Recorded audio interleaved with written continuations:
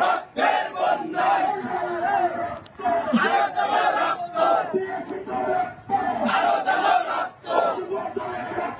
Direct action, যুবদলের action, direct action, direct action, direct action, direct action.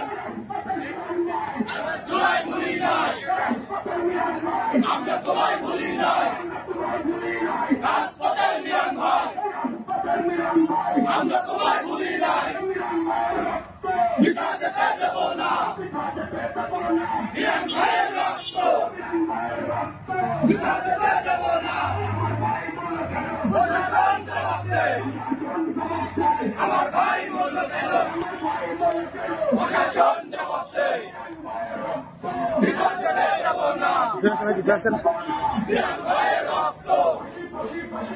খুনিদের ফাঁসি চাই, ফাঁসি ফাঁসি ফাঁসি চাই, খুনিদের ফাঁসি চাই। হুঁশিয়ার সাবধান, হুঁশিয়ার সাবধান, হুঁশিয়ার সাবধান। Direct action, direct action, direct action, direct action, direct action, direct action, direct action. এসে যাবে অন্যায়, রক্তের বন্যায়,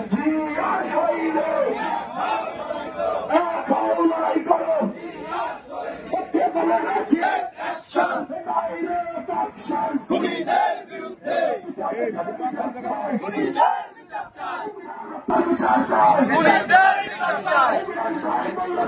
প্রশাসন জবাব দেয়, হেনস্থার শিকার হচ্ছে, মারধর যাচ্ছে বিভিন্ন জায়গায়। এখন হসপিটালে আমাদের সিএমপি নিবেদিত লোকগুলো আছে। এর একটা কারণ আমি খুঁজে বের করছি, সেই জন্য আপনারা 60 থেকে 100 জন। কারণ যুবতীদের আন্দোলন সংগ্রামে আপনারা 60 থেকে 100 জন রাজপথে ছিলেন, কিন্তু হঠাৎ করে দেখতে পাচ্ছি হাজার হাজার লোকের উপস্থিতি বিভিন্ন বড় বড় প্রোগ্রামে। এই হাজার হাজার লোক কোথায় ছিল গত 16 বছরে? এইটা কিন্তু খুঁজে দেখা দরকার আপনাদের সবাইকে। এই হাজার হাজার লোক আপনাদের ঘাড়ে ভর করে, আজকে বিএনপির ঘাড়ে ভর করে বিভিন্ন রকম দুষ্কামমূলক কার্যক্রম করছে। যারা এই দুষ্কামি দিচ্ছে তারা তাদেরকে কিন্তু খতিয়ে দেখতে হবে। এই জন্য আপনাদের কি প্রয়োজন? আপনাদের ঐক্যবদ্ধ হওয়া প্রয়োজন। আপনারা জানেন হযরত মুহাম্মদ সাল্লাল্লাহু আলাইহি ওয়াসাল্লাম মাত্র 313 জন যোদ্ধা নিয়ে 313 জন লোক নিয়ে সেদিন যুদ্ধে নেমে সেই যুদ্ধে কিন্তু বিজয় হয়েছিলেন। 60,000 লোকের এগেনস্টে তখন যুদ্ধে নেমেছিলেন হযরত মুহাম্মদ সাল্লাল্লাহু আলাইহি ওয়াসাল্লাম। আমাদের মনোবল দিল সরকারকে উৎখাত করার জন্য 100 থেকে 150 লোক আমরা রাজপথে রাজনীতি করেছি। সেই 100 থেকে 150 লোক বিভিন্ন আন্দোলন সংগ্রামে আমরা রাজপথে থেকে আমরা আমাদের রাজা রাজনীতিতে প্রস্তুত ছিলাম। আমরা পুলিশে হয়রানির শিকার ছিলাম। আমরা কিন্তু পুলিশ ছাত্রলীগ যুবলীগকে ভয় পেয়ে রাজপথে আমরা আগামী দিনেও যত রকম ষড়যন্ত্র থাক সমস্ত ষড়যন্ত্র উৎখাত করার জন্য আমাদের এই একটা সুযোগই যথেষ্ট।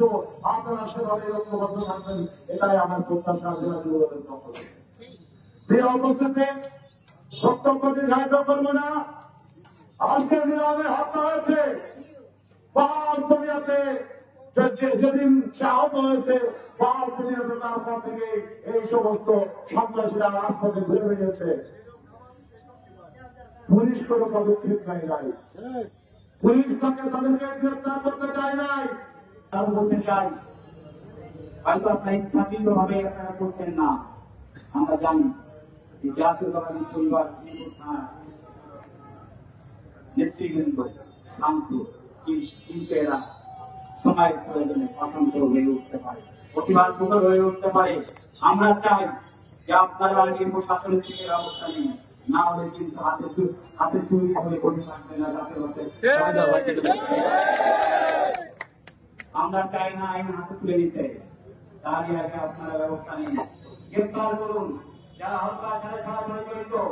যারা পরোক্ষভাবে ইন্ধন দিয়েছে গ্রেপ্তার করুন, তাদের বিচার করুন। না হলে জাতীয়তাবাদী যুবদল শ্রীপুরে সর্বস্তরে নেতাকর্মী কিন্তু মুখে আছে। তারা কিন্তু এখন রক্তে তাদের নিজেদেরকে রক্ত কিন্তু এখন শুকায় নাই। এখনো কিন্তু বাতাসি রাজ্যের বঙ্গবন্ধু রেখে আসছে। আমরা আপনাদের উচ্চারণ উচ্চারণ করতে চাই, আগামী 24 ঘন্টার মধ্যে যদি আপনারা এই আসামিদের গ্রেপ্তার করতে না পারেন, তাহলে আইন কিন্তু আমরা হাতে তুলে দিতে পারবো, কিছু থাকবে না। আমি জাতীয়তাবাদী যুব দলের কেন্দ্রীয় নির্বাহী কমিটির পক্ষ থেকে বলতে চাই, আমরা তার পরিবারের পাশে অবশ্যই থাকবো, অবশ্যই আছি। যারা তারেক রহমানের নির্দেশে জাতীয়তাবাদী যুব দল জেলা শাখার নেতৃত্বে এখানে উপস্থিত আছেন, ওনারাও দেখভাল করবেন, আপনারাও করবেন, আমরাও করবো। কিন্তু আমরা এর সঠিক বিচার চাই। আজকে যদি বিচার না হয়, বিচারহীনতার দেশ যদি আবার পরিণত হয়, আমরা আপনার কেউ রক্ষা পাবো না। যারা বিগত 17 বছর আন্দোলন সংগ্রাম করেছে, এক্ষুনি আপনার তো আমরা চাই অবিলম্বে যারা চিহ্নিত আসামি, যারা পরিকল্পিতভাবে ঠান্ডা মাথায় খুন করেছেন, সেই সব আসামিকে অবিলম্বে কার্যকর তারা বিচারে কার্যকর তারা পালন করবে। এখানে কিন্তু একটা মিছিল আছে, আপনারা সবাই মিছিলে অংশগ্রহণ করবে এবং মিছিলের একদম শেষ না পর্যন্ত আপনাদের কাছে আমাদের অনুরোধ, কেউ যাবে না। কারণ এমন একটা ঘটনার প্রতিবাদ এখানে জানাতে এসেছি যেটা অত্যাধিক হৃদয় বিদারক, অত্যাধিক হৃদয় বিদারক।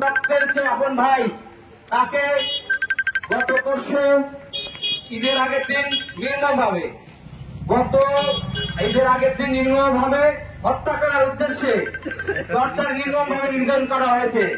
সে ধারাবাহিকতায় সে ঢাকা নিউরোসায়েন্স হসপিটালে 7-8 দিন মৃত্যুর সাথে পাঞ্জা লড়ে গত পরশু সে মৃত্যুর কোলে ঢলে পড়েছিলেন। তার এই হত্যার প্রতিবাদে আজকের এই বিক্ষোভ সমাবেশ। আমরা বলতে চাই, শ্রীপুর থানা যুবদল বলতে চাই, তাকে পরিকল্পিতভাবে হত্যার